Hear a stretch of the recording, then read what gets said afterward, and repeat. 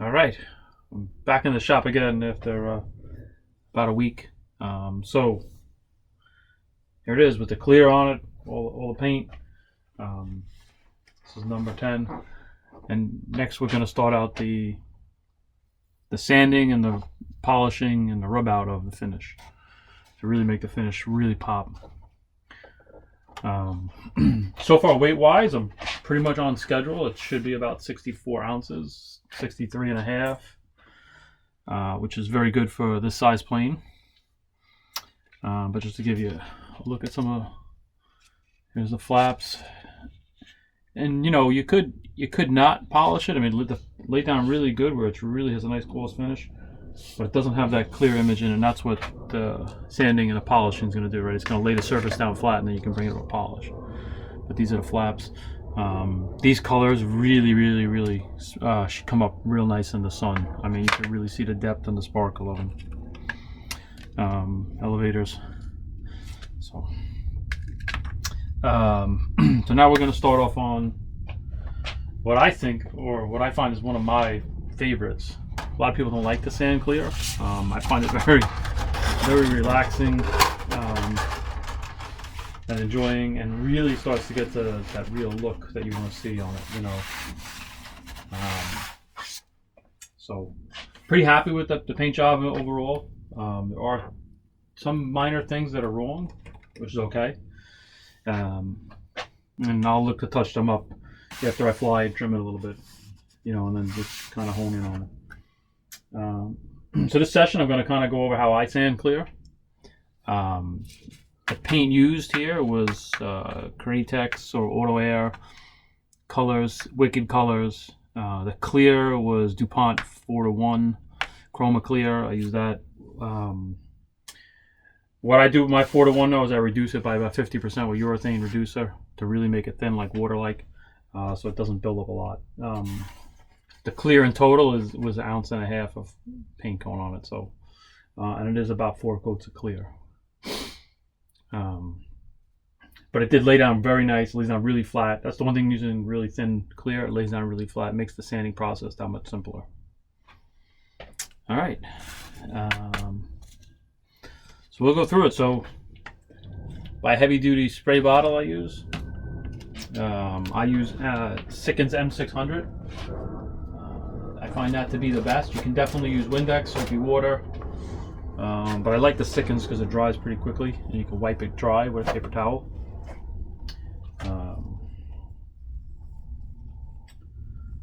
So yeah. So I recommend using a rubber glove with it. This stuff does dry your skin out. It pulls the oil out of it, so you don't end up with cracked skin. So I'll show a little bit of the sanding and polishing. All right, so I start off with 1500, and this is where paper matters. You really got to buy better quality paper so you get more out of it.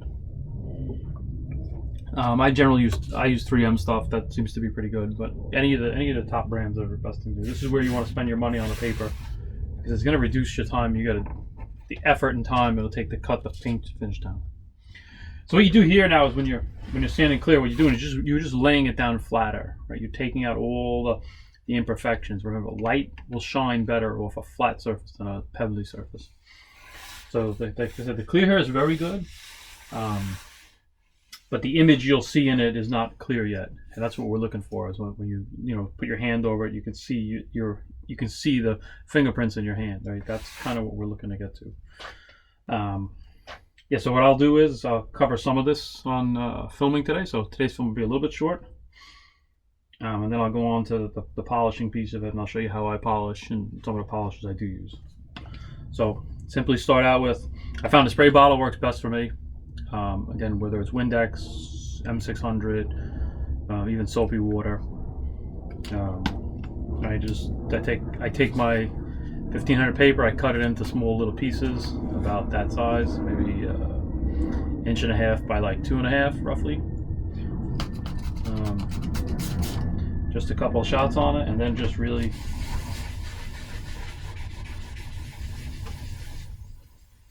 working in a circular motion. And what you want to do is lay it down flat.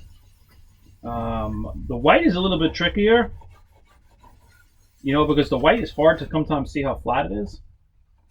Like you'll sand it and that looks good like that, and then what you kind of gotta do is look down and candle a little bit, and you'll see any of the low spots because they'll be shiny.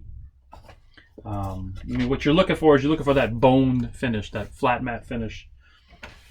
Is really what you want to achieve.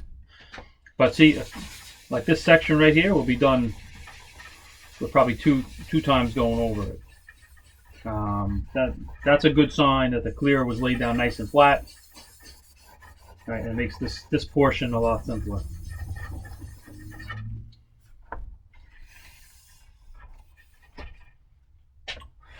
And again, what I do is I'll do small sections and really get them to where they have to be. Some guys like to sand the entire thing and go over it again and find all the spots that aren't perfect. For me, it just doesn't work. The best thing I found for me was to kind of just work one section at a time until it's perfect. Like that right there is now nice and dead flat. I don't know how well we can see it again. I don't know how well we can get it in there. Yeah, probably not. You can see it's dead flat. There's no shiny spots in that thing spot area. And what's really nice is once you get done and lay it on flat, you can actually, if you look down it this way, you'll actually see a clean reflection on it, even though it's not polished yet.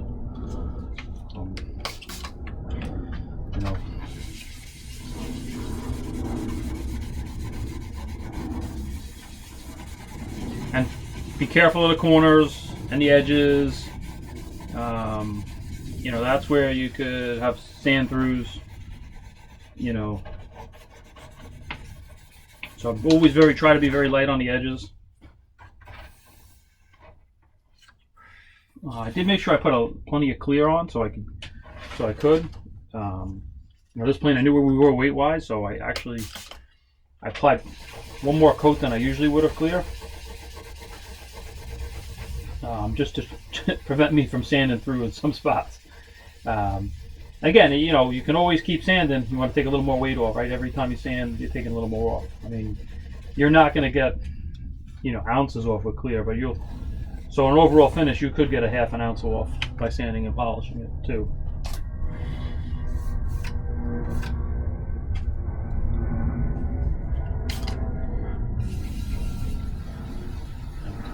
Really easy to see over the colors. Like I can show you the difference in one of the colors.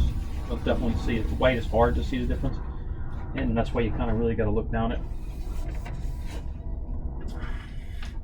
So I'm trying to get this plane ready for Joe Nall, which is about next week. So if you can see there's a couple little low spots there. They're the shiny spots, and everything else is laid down dead flat. So. And that's what you want to get it down to dead flat.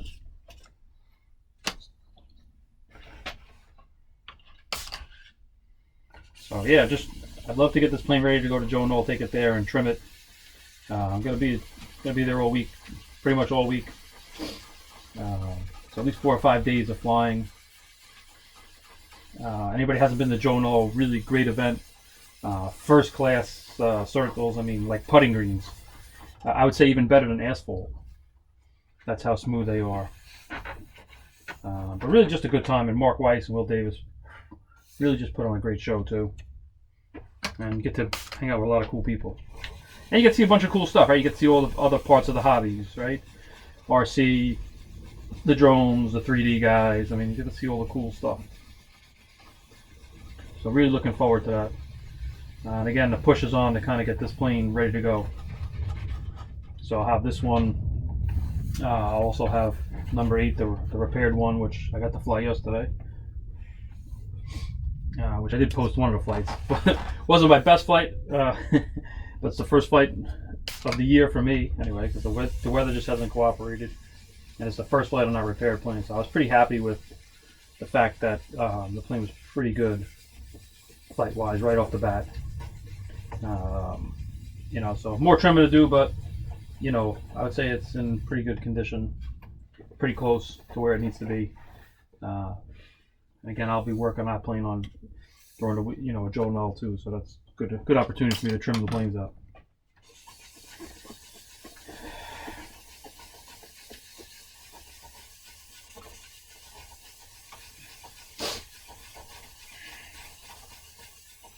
So yeah, it's just hours of patience and sanding and going over and getting it right. I always start on the bottom first. You listen to Windy and his videos. He always says start on the bottom first to get the practice. I just like to start on the bottom, right, to kind of see where we're at and see what needs to take. Yeah, and if you make any mistakes on the bottom, it's always better than on the top. Everyone sees the ones on the top. The bottom, only the people who turn the plane around.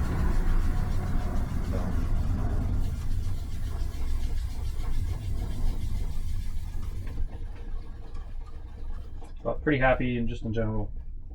And again, hopefully get to fly next week. And hopefully it'll be good. So.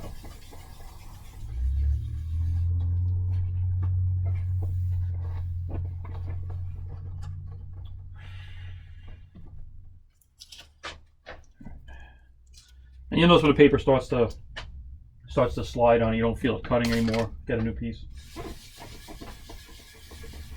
What's interesting when you're sanding this, you can actually feel when it really starts to lay down, because you'll feel bumps, and then all of a sudden it'll feel like the paper stops cutting, and that's really when you're starting to get it flat, and you can move on to another spot.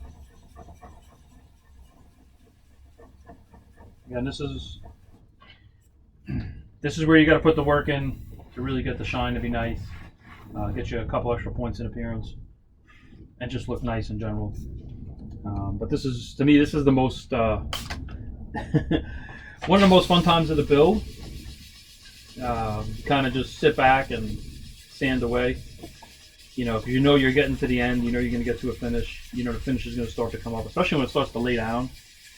The paint, you can say, all right, look at this. You know how good the finish is going to be. So to me, this is one of those exciting times. We got to put the work in. It's a lot of work because you're going through the whole plane. But I always find this to be one of the most enjoyable times.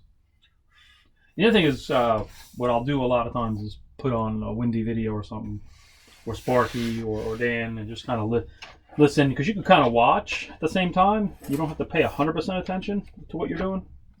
I mean, you can't. It's pretty hard to cut through clear with 1500 paper.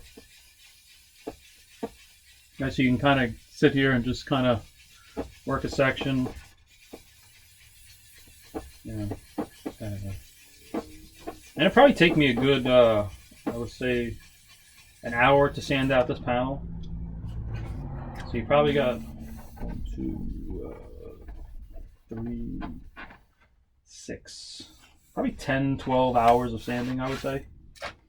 Maybe a little less, but. So you just gotta recognize that it's gonna take a while. This is one of the things that's hard to do when you're tired too. So I always like to do these if I get up early, or I got nothing else going on.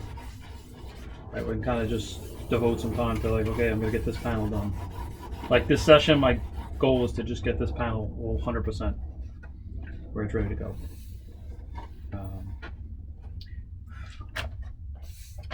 So again, you can look down it and it's pretty good. There's a couple, anywhere you have different colors, you'll pick up the low spots, and it's usually obviously where you get the two different steps in colors.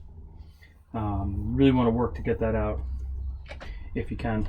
I do put extra clear in those areas just for this reason, because knowing I'm going to sand them a little more.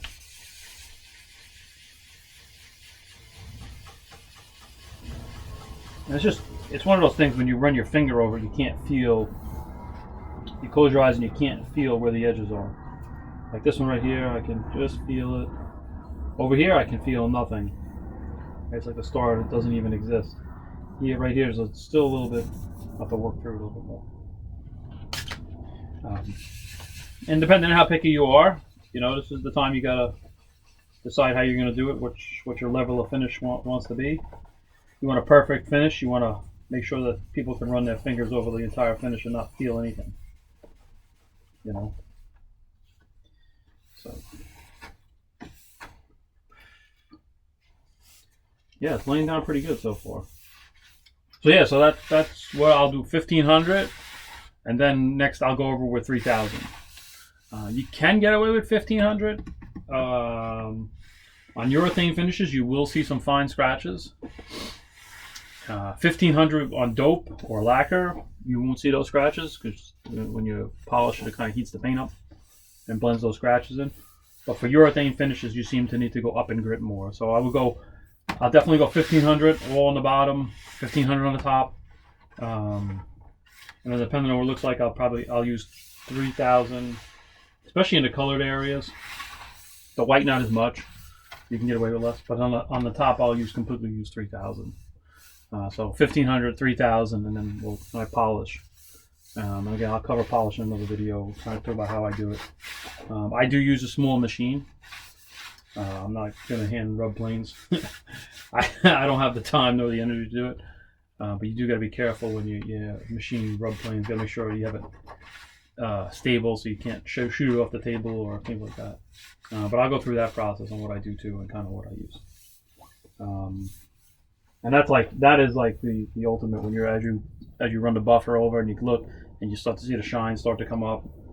Right, that's really when you get excited about these planes, right? You're like, wow, look at this finish. So, all right. So hopefully you got some tips out of this. Again, off camera, I'll just sand the rest of this down. I don't know how exciting it is to watch people sand planes. If it is, let me know. I can certainly leave the camera on and we can sand away. But thanks for watching. If you like the videos, please subscribe and like them. And again, give me your feedback too. So thanks for watching.